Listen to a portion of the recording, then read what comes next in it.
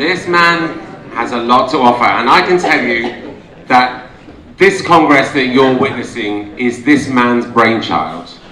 In his 15th year, this man's going to give you the history and development of ballroom dancing in not one part, but two parts. Part one, please welcome Mr. Stephen Hillier, MBE.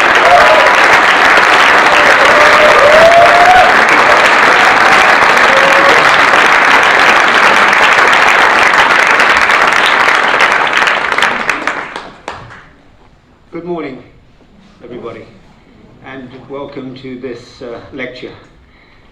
And I can repeat what Graham said. It's very, very nerve-wracking. I hope I can get through this. I have had a cold, and excuse me if I have to pay attention to my nose. And also Jennifer was going to help me with this first part, but we've asked David and Rosie to help because she's been in bed for 4 or 5 days. So anyway, we're trying to get through it. And what I'd like to do is to go through how the ballroom dances were formed. And if you could go back to the very beginning when there was no music, maybe just the stamping of feet. Maybe that was the rain dance in America or something like that. Clapping of hands, creating the rhythm, and eventually the beating of drums. But last week, I found out that the earliest instrument that they found and recorded is a flute, and that was made from a bone, and they put holes in the bone, and it became a flute. So that was thousands of years ago. So this is the start, that we need the music. And the first dance that really began to take hold in London was the tango. This is around 1907. And previous to that, we had only sequence dancing. And that was based on the ballet principle. The turned out feet, the turns were made, I think, with a sort of a ballet turn. And everybody did the same thing at the same time in a circle. Now, you may think that was boring, but it was very popular. And nobody had any innovation. They followed the routine. Everybody did the same steps. And this really is what we call the old-time form of dancing, and you have to go back to the 19th century, 1800s, to experience that, and it's still, of course, in existence today. But around the 1909, a man called Camillo di Rino visited London with a new dance called the tango, and he was a Frenchman. He came from Paris. And of course, the Argentinians had come over, visited Paris. He saw this dance, and he hadn't cultivated it to the London taste. There were very important people in London that didn't like strange figures and little gaucho flicks and things like that. They found it offensive. And so it didn't really catch on. So he thought, well, I've had enough of this. I'll go back to Paris. And he refined it a little bit, and he danced in a competition. This was the end of 1909. Which he won. He won this tango competition, and he worked on the dance for another 2 years. So by 1911, 1912, he reintroduced it to London, and it took hold like you won't believe. The hotels at that time, like the Savoy Hotel, began to move away some chairs from the restaurant areas and cafe areas, and people began to dance to this new tango music. And they just had a few basic steps. And the development continued, of course. I'm giving you a précis of it all. But around 1922, it was in 1922, that a committee was formed to construct the basic figures of this dance. The basic figures were the walk, the half turn, that's a reverse turn with a cross section, a promenade, the lace or zigzag. Now, I can't tell you exactly how the lace or zigzag was danced. Although my research was very thorough, it's not easy to find out and analyze exactly how it was danced. But we're going to show you our version of that, and of course the link. But this wasn't the link that we dance today, the progressive link. It probably was a reverse promenade link. And so I'd like to bring on David and Rosie to demonstrate this very early form of tango. And if you're going to have the music, you will see these basic steps.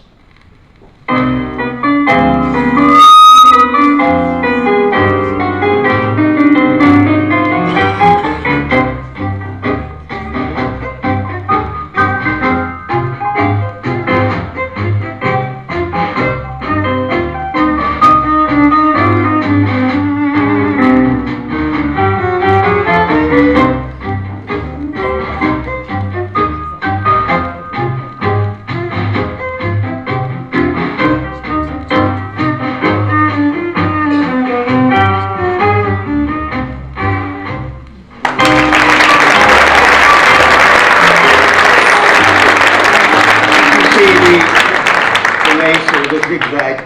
I mean, we have zigzags in quickstep and so on, and I think it would have resembled something like that. The dancers at that time, they always had this preparation which moved backwards, and that was a very comfortable way at that time of dancing with a lady if you didn't know if she knew the steps or not. And many of the dancers in the other dances, of course, use that principle. Today we take a preparation step forward, but it is much more comfortable to prepare by going backwards. So there's a little bit of history there. Now, the name Tango, you may not know what that means, but I looked it up, and I have a book here. This is quite a surprise to me that I found this book. It's called The Tango and How to Dance It. Gladys Beatty Crozier. Never heard of her, have you? Don't know who she is. 1914 this was written. And it has a few like diagrams, no steps, no information out what figures they was. I don't know who she was. But in the front she said the name Tango derived from a Spanish word called tanguer. And that is connected to castanets. But the word tanguer means to touch. To touch. In fencing, if you were a fencer, they used the word toucher when they make a touch. Quite interesting, the thought of the word tango meaning to touch. Now, have you had enough of the tango? No, you haven't, because I haven't finished yet. So this book was on my mind. No, there was a guy that came from Germany, if I can remember his name, which has escaped me for the moment. But he danced at Blackpool in 1935, and he created explosive speed from stillness. Got no idea what figures he danced, but it brought the house down at Blackpool, and it was a big, huge sensation. And that was the start, really, of the staccato tango. Before that, what you saw David and Rosie dancing was what we would call the smooth tango. And the staccato tango came in by the gentleman called Freddie Camp. He was German, Freddie Camp. That was later developed by a gentleman called Len Scrivener with his partner and wife Nellie Duggan, and they danced here in Blackpool in the late 40s, just after the First World War, and after the Second World War, and he developed the dance further, and thanks to Len, and a lot of people here will remember Len Scrivener, who developed the dance further. So I think enough of the tango.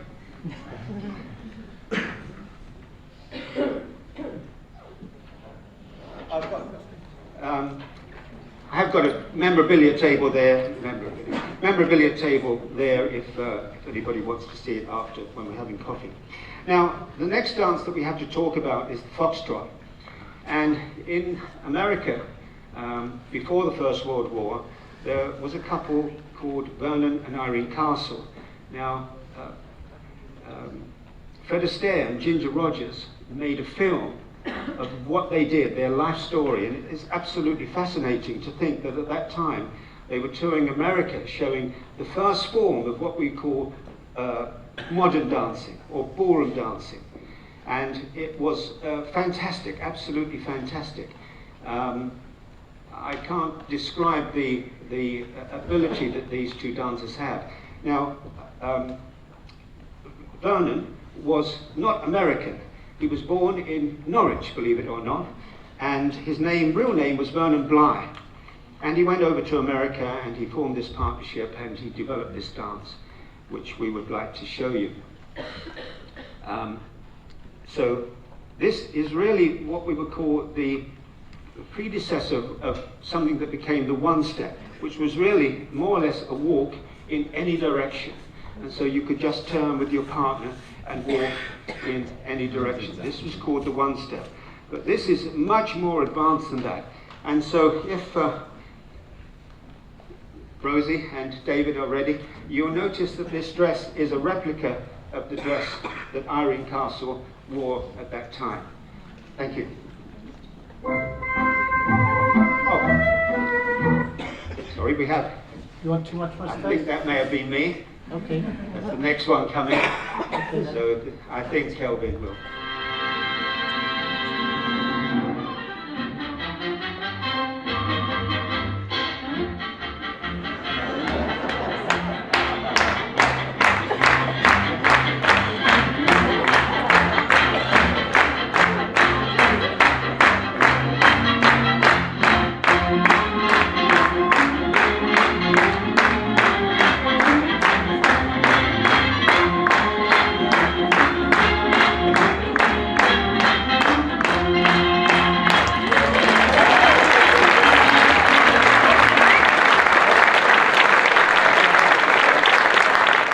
Isn't it? Do you find it interesting to think that that was going on more than 100 years ago? And unfortunately, there's a sad end to the story that Vernon came back to England and he enlisted in the Air Force and went off to France. And unfortunately, the aircraft crashed and he died in the crash.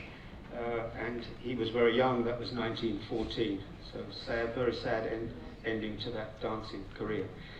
So now we have to come back to London and we have to show you what we were trying to do and why we were trying to do it. Now you have to realize that at that time, this is before the First World War, there were many string orchestras. And they came from Austria and Germany and Hungary, and they were little string quartets, and yeah, people did little shuffles, things to that music, but it didn't really have any rhythm, and so this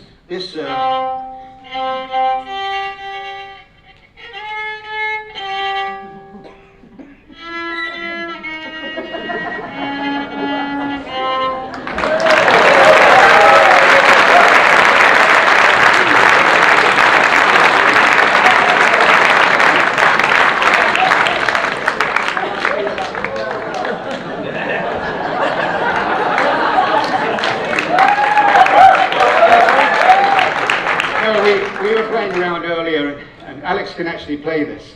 I can't play it. I can't get a note out of it. The violin, I can play that. And I've never been taught, never had a lesson in my life. I mean, it wasn't great, was it? But there's a song though. I mean, this is hard. Well, these instruments, the trumpet, the saxophone, the banjo, and trap drummers came from America to London just after the First World War, 1914-15. And they started playing this jazz music. Well, we've never heard anything like this before. And do you know what a trap drummer is? David and Rosie were talking about the drummer in the band here.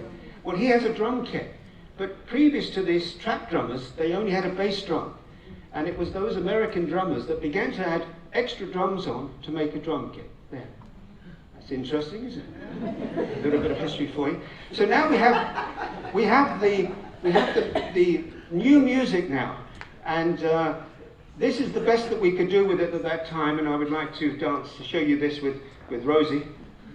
Could we have that foxtrot that you played by mistake? So. Come on, I can do this one.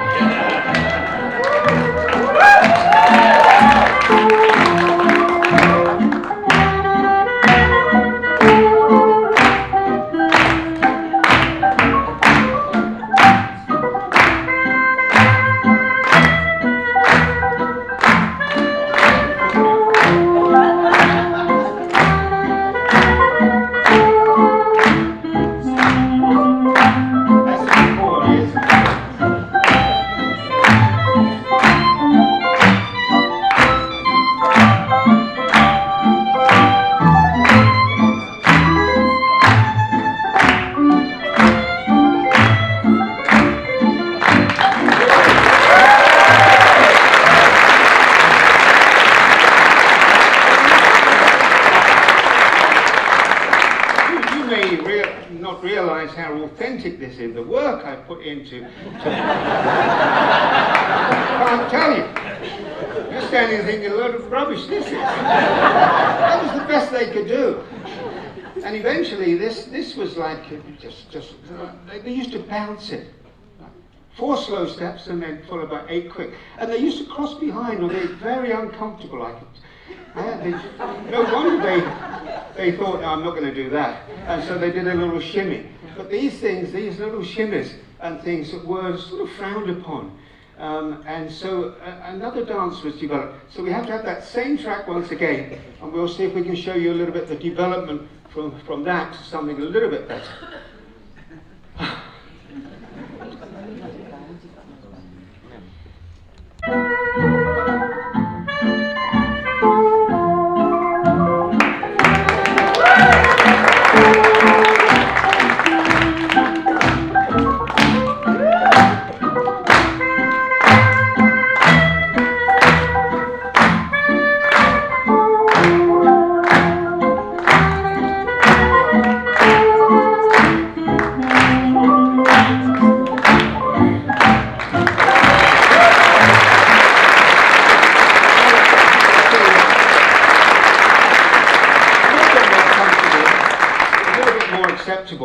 But did you see there was no left turns?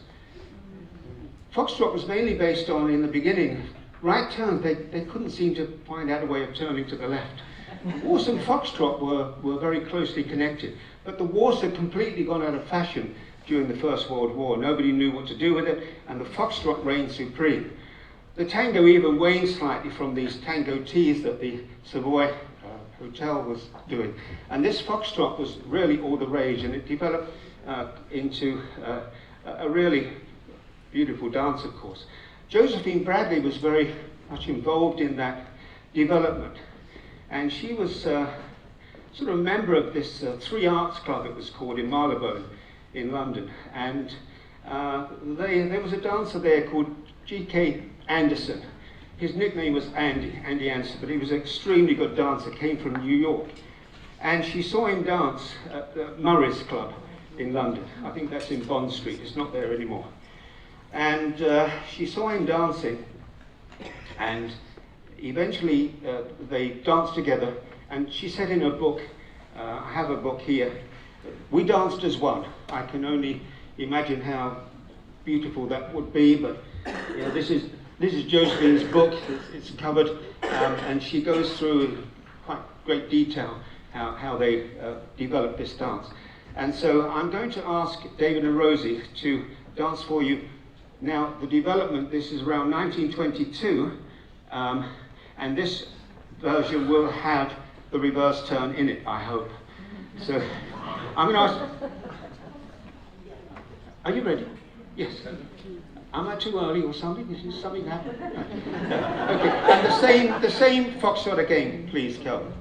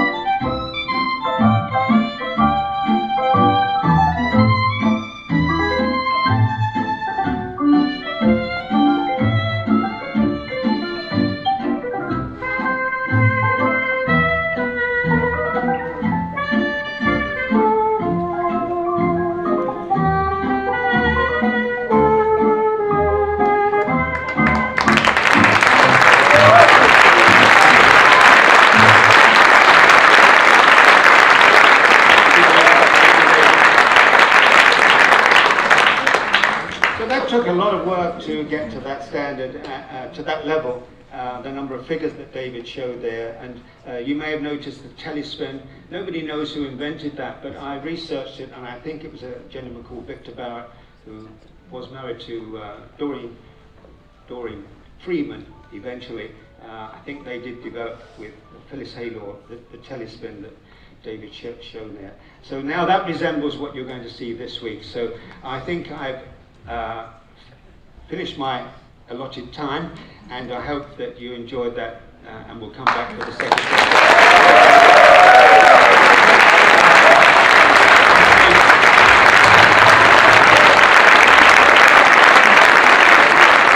Ladies and gentlemen, you can see how passionate Stephen is about us understanding the history of ballroom dancing. And it is so important to look back to move forward. It's so important to see how far we've come. So let's give a very big round of applause for part one, Mr. Stephen Hillier MBE, and thank you to David and Rosie. Stephen Hillier MBE.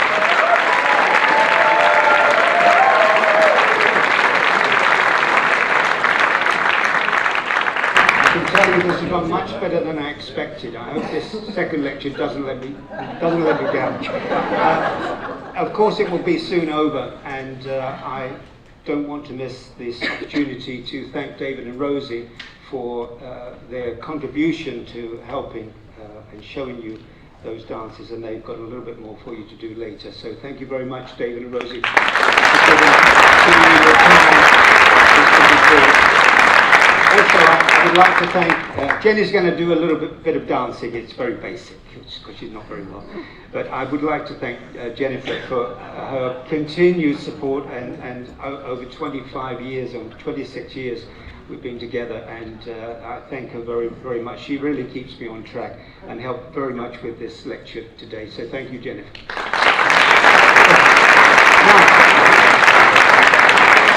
you can imagine that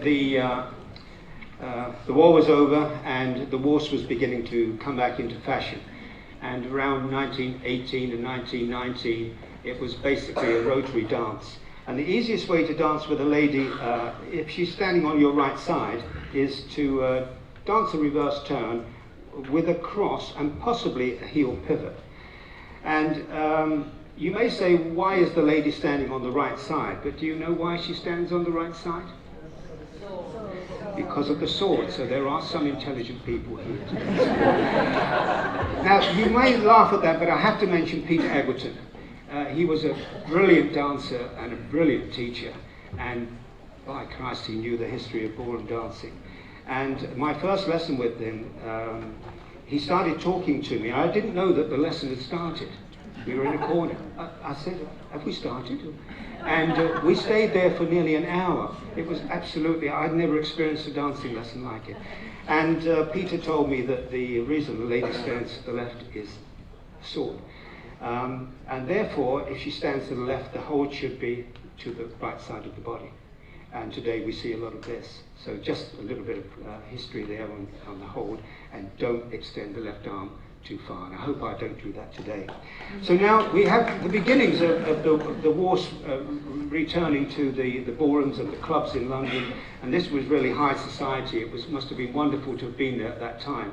And so I'd like to dance the waltz, the very early waltz, with Jennifer, and we will show you really a very basic version of the waltz.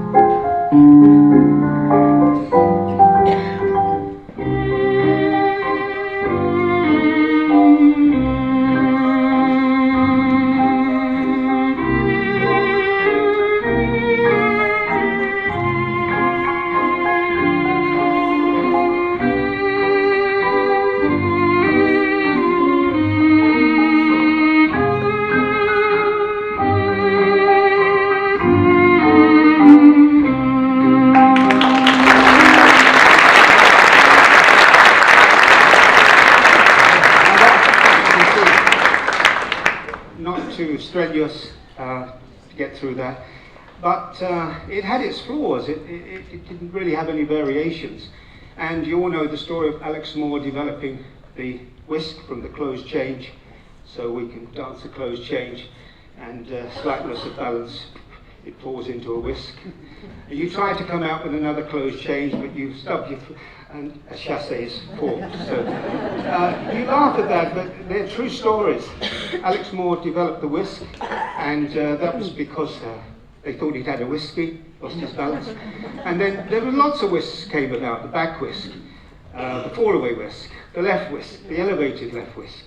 Lots of whisks, lots of whiskies around. So it's quite fascinating. Charles Theobald developed the left whisk.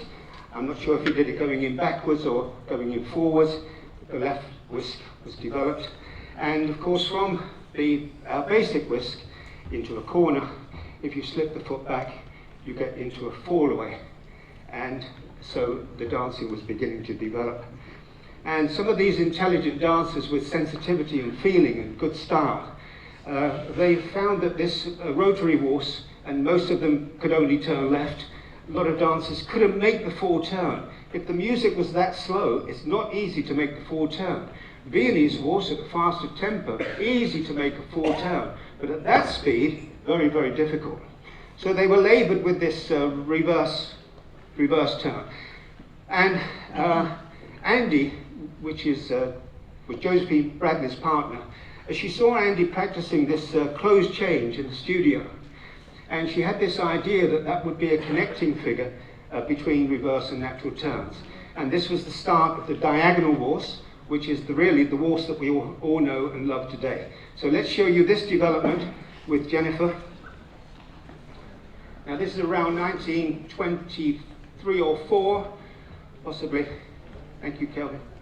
The same waltz.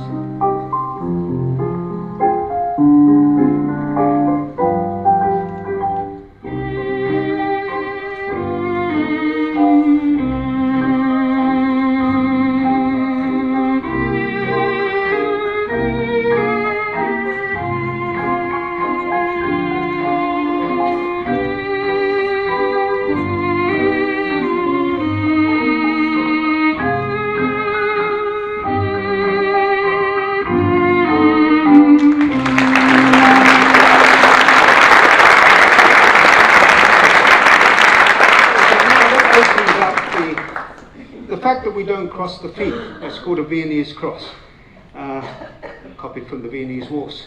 But it's restricted. It creates a stop, it's a hesitation feeling. And so this new diagonal waltz was readily accepted. But there was always arguments about, oh no, I preferred the old style rotary waltz. I think it was Bill Irvin that called it the round waltz. Remember, he gave it the round waltz, he used to say, but it was called the rotary waltz. So I don't know why he said that, but there you go. And so this waltz was able to develop very quickly. And between 1922 and 24, Victor Sylvester had won the World Championship in 1922 for the first time. It was held in London. And this Maxwell Stewart, who finished second, was a brilliant dancer. He invented lots of spins that they were so intricate they were never written down. The one that they did write down was called the double reverse spin, which we all know today. And with that double reverse spin, he won the World Championship in 1924, beating Victor Sylvester, which was a shame, really. And Victor continued with another partner, his wife, into 1925, and he lost that World Championship as well, finishing second, which was a shame. So the double reverse spin, which you all have seen, would have been danced several times down the line, one more line of dance, and then just continued. And I mean, that brought the house down. It didn't bring the house down in Blackpool here, did it?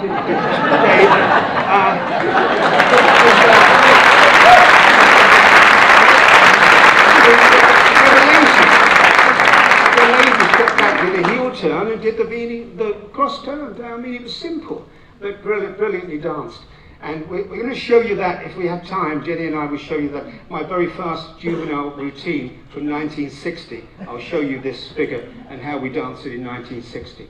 So now we must move on very quickly. I'm going to bring back onto the floor David and Rosie to now show you the development from those figures that I've just shown you and continuing much more up to date.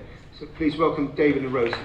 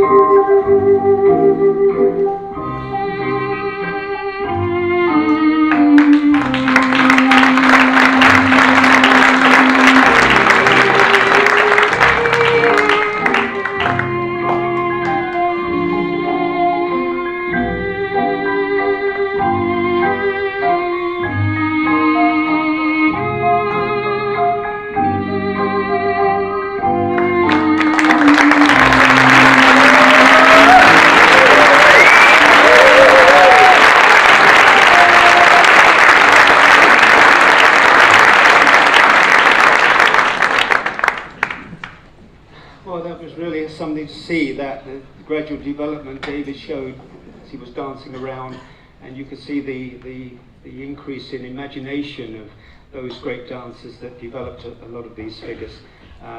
The back whisk and wing in the corner here. You see the hover corte to an outside spin, to a natural turn. Absolute beautiful feeling from those figures. They would be lost on the ballroom floor today, unfortunately. You need to syncopate and move and shift. So even here, this figure was called the Little Gem. That was one of Anthony Hurley's figures, which Jenny and I will be showing hopefully at the end. They finished with the throwaway oversway, developed by Bill and Bobby Irvin around 1962 when he returned from South Africa and developed it with Josephine Bradley because he didn't like the left hinge. Bobby's legs were too long and he felt uncomfortable. So she threw the leg away, said, that feels better. so it was a development really. The man was only doing an oversway, but when she threw the leg away, Josephine Bradley christened it the throwaway oversway. So there you go, that's the development. Now I must move on very quickly because time is running out. Around 1925, a new dance came into being, which was called the Charleston. And it really, absolutely was a revelation. And all the ballrooms that played that music that they could dance to, it got very, legs were going everywhere.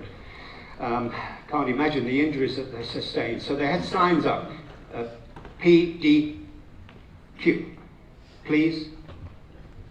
PCQ, please, Charleston, quietly. That's what it said. So anyway, they tried to calm down the Charleston, but it wouldn't go away until it finally died out around 1927. It became less popular. But it was the forerunner, really, of the quickstep. And so this basis of what we call the one-step, the walking all directions, added with a few little Charleston figures, and a few figures like the little heel pivot became the basis of the quickstep. So I'd like to show you this early form of quickstep. Yes, I can show you it now with Rosie. We'll do this one with Rosie. Can I remember this one? Thank you, Calvin.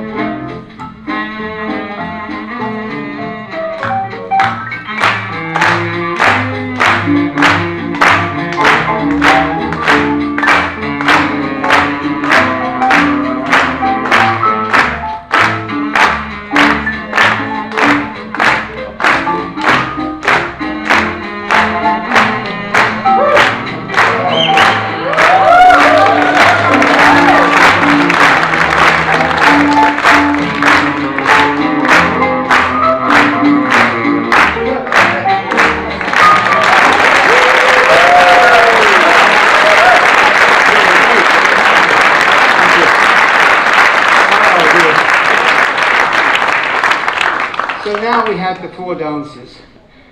The first one to be formed was the Tango, and followed by the foxtrot. The Waltz, which we all think was the little mother and father of ballroom dancing, came next, and finally the quickstep. And you may wonder why the Tango is played after the foxtrot at Blackpool. Do you know why? Anybody know? No? I bet they know up there, but let me say it because it's my lecture.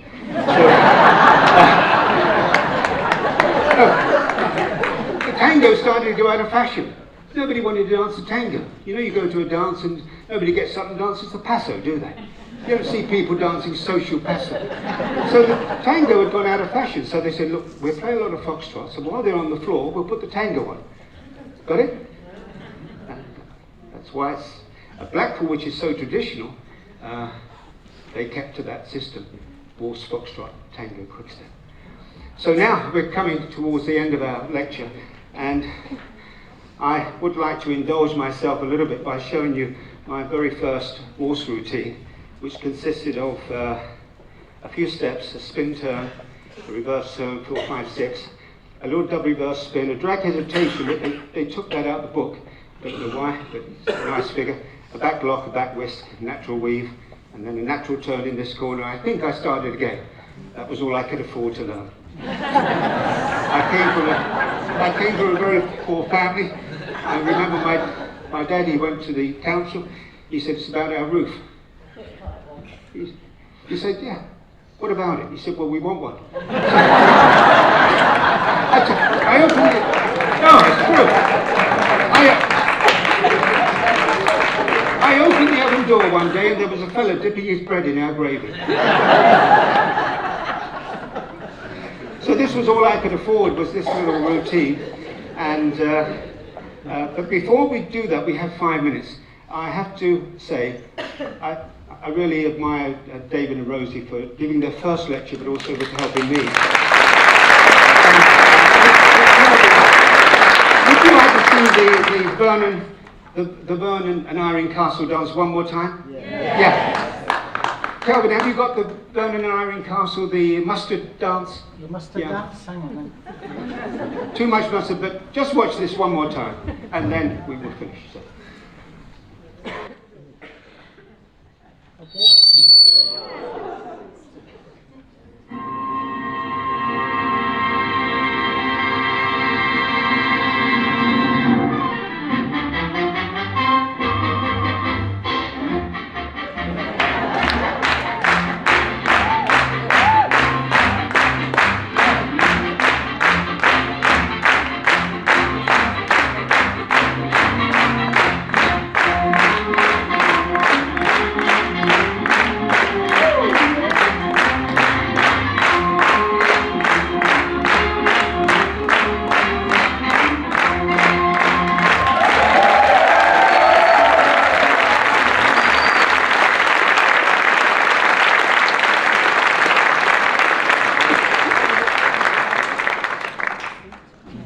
So we come now to the last dance.